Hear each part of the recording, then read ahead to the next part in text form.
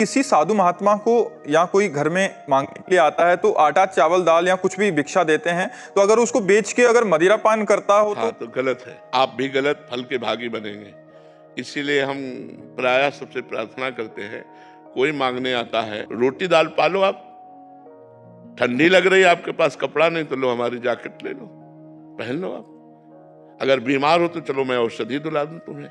इतनी सेवा तो हम कर सकते हैं। इसके आगे रुपया हमें जहां देना है वहां बहुत होश में देना है। और ये बेच लेगा इसको भी बहुत होश में देना है, क्योंकि वो शराब पीता है, मांस खाता है, तो उसके भागीदार हम भी तो बनते हैं ना। इसलिए दान सुपात्र को देना चाहिए।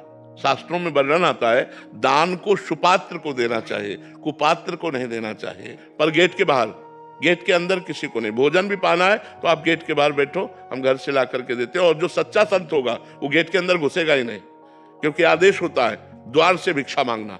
द्वार के अंदर घर में प्रवेश करने के लिए गुरुजन निषेध करते हैं कि किसी भी गृहस्थी के घर में प्रवेश मत करो। उसके दरवाजे पर जाकर राधे श्याम बोलो, जोर से आवाज बोलो, वो जो दे दे भिक्षा वो लेके चले आओ। अगर बोले तुम्हें श्राप लगेगा, अगर इतनी सामर्थ्य होती तो घर घर भटकते काहे को।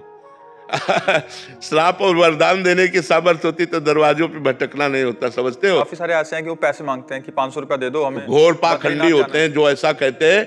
ये वृंदावन में दर्शन हुए थे, किसी ने एकदम से हमसे शब्द बोला, मतलब कि अगर नहीं करोगे तो ये आपके साथ कष्ट होगा। और जीवन में उसी अगले साल हमारा नया पुत्र हुआ तो उससे बहुत पीड़ा हुई। देखो वो संयोग है कि आपका प्रारब्ध बुरा आ गया और आपको लगा कि उस महात्मा ने कह दिया तो ऐसा हो गया। बिल्कुल कदापि नहीं। आप निश्चित समझ लो, कोई ऐसा साप और वरदान देने वाला समर्थ महात्मा वो ये नहीं कह सकता कि अगर आप ये नहीं दोगे तो आपको ऐसा हो जाएगा। ऐसा कभी नहीं कह सकता। मांग सकते हैं। ऐसे भी महापुरुष भी होते हैं जो भिक्षावृत्ति से आते हैं, तो वो बहुत संतोषी होते हैं। अगर आप ना कह दीजिए तो अच्छा बेटा, वो चले जाएंगे, क्योंकि वो इतनी क्षमता प्राप्त कर चुके हैं। और जो ये कि हम तुम्हारा अहित हो जाएगा, तो ऐसा नहीं, ऐसा कोई नहीं, तुम्हारा अहित नहीं कर सकता। ये हम तुमसे वादा करते हैं। हाँ, गृहस्थ धर्म में एक आतिथ्य धर्म है। आए हुए अतिथि का सत्कार करना, अपने दरवाजे पे जो मांगने आया है उसका आदर करना।